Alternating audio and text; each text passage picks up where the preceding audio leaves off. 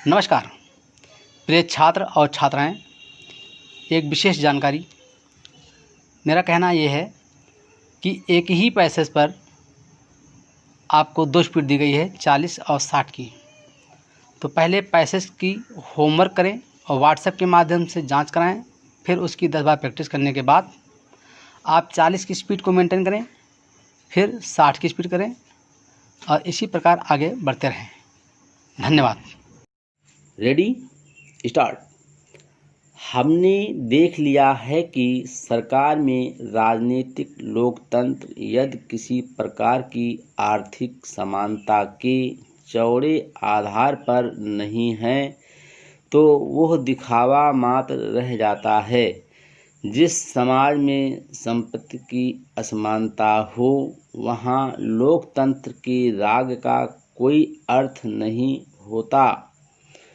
लेकिन यह आर्थिक एकता केंद्रीभूत बड़े उद्योगों पर आधारित समाजवादी व्यवस्था के रूप में हो सकती है या लोकतंत्रात्मक हो सकती है जो बहुत अंशों तक विकेंद्रित हो।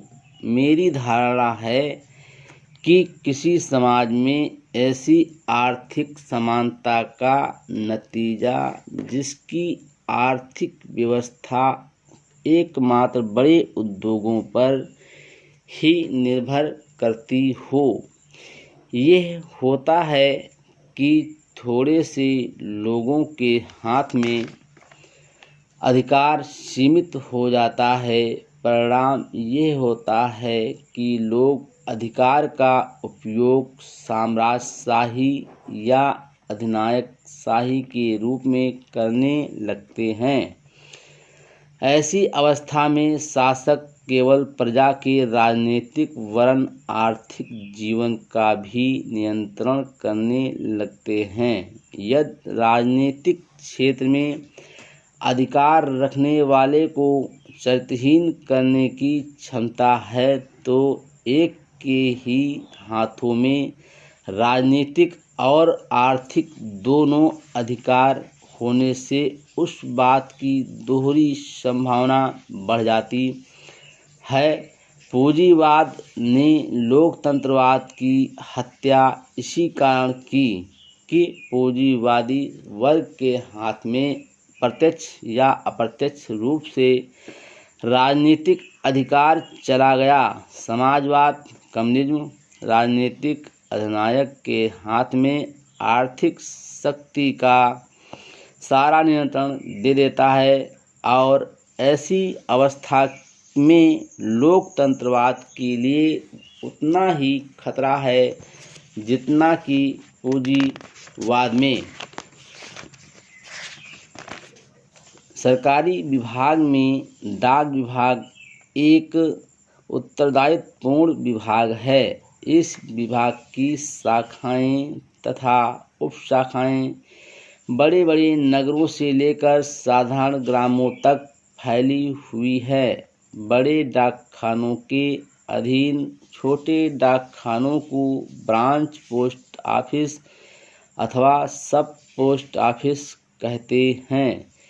कार्य की सुगमता के हेतु कई ग्रामों की सीमा बनाकर उन्हें डाकखानों से संबंधित कर दिया जाता है। शहरों की भांति देहात में भी पोस्टमैन को साधारण लोग डाकिया कहते हैं। एक्सप्रेस डिलीवरी केवल शहरों में बांटी जाती है। यदि आप अपने किसी संबंधी को पत्र लिखना चाहते हैं तो आपको इस प्रकार लिखना होगा। सर्वप्रथम पोस्टकार्ड या लिफाफा डाकखाने से लाना होगा। उसमें समाचार मिलने के बाद पाने वाले का साफ पता लिखकर फिर उसे लेटर बॉक्स में डाल आना होगा। पत्र लिखने के पहले अथवा पता लिखना आवश्यक है। इससे यह लाभ है कि पत्र का पता यदि संदिग्ध हो तो वापस आपके पास आ जाएगा। अन्यथा डेड लेटर ऑफिस में रद्द कर दिया जाएगा।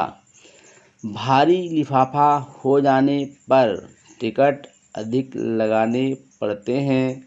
पत्र की रजिस्ट्री करने पर रजिस्ट्रेशन फ़ी अलग देनी पड़ती है।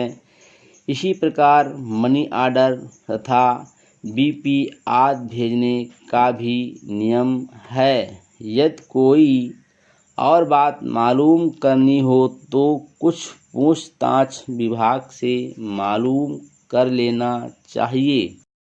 Full stop.